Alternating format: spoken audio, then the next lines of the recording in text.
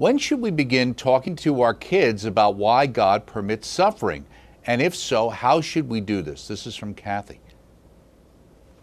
Yeah, I do think that I shouldn't say this so cavalierly, but how about 5 years old? You know, now I went into kindergarten when I was 5 years old, and I must admit, you know, there were kinds of suffering and things of that nature, you know, that happened to me beforehand. You know, I'd stick my hand through a window or something, or, do some crazy things. But I didn't have this, this sense that, God wasn't in my camp. I thought, well, that was dumb, sticking my hand through the window. But then you start going to school. And when you start going to school, a different kind of suffering begins to occur. It's kind of a reflective suffering. So you might experience the rejection of a friend at school.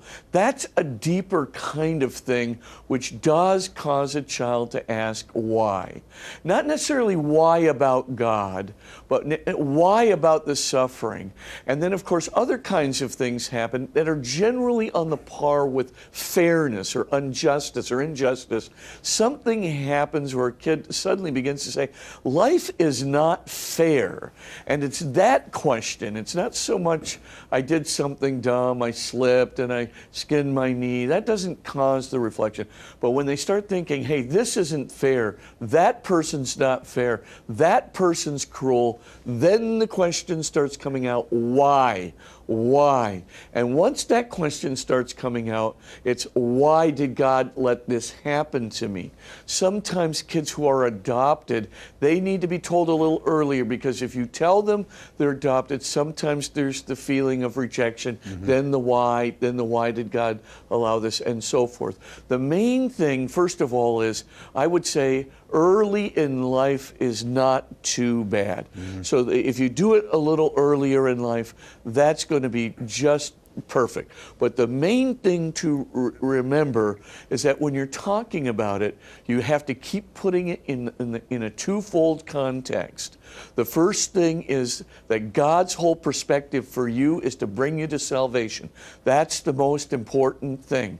Everything else is secondary. It may not feel like it's secondary when you're suffering, but it is secondary compared to your salvation.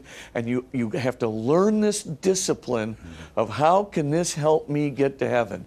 How can this lead me ever closer to God and other people, and therefore closer to heaven? The second thing to point out is Jesus suffered with us. And Jesus gave us many lessons on how to suffer. Why? Because suffering is going to be inevitable. People are going to be cruel. And when people are cruel, that's not God's fault. And of course, we have to teach our children, right, not to blame God for what's not God's fault. In other words, if somebody makes fun of me on the playground, right, or says something which is a terribly cruel thing to say, right, the main purpose is that, the main thing to say is, look, that's not God's fault. You can ask God for help, and He will help you. You can ask God to let this be water off a duck's back, and the water will roll off you. The insult can roll off you like a duck's back. Now, it takes time and it takes discipline. Sticks and stones can break my bones, my mother would say to me, but names can never hurt me, Right. And of course, but these things, these platitudes are important. And of course, we don't want to blame God for what other kids do. And we have to teach people early on, our kids early on, can't hide it, that people can be dark and cruel and empty, and they're not representing God. But God can help us through it, and we don't want to blame God for it.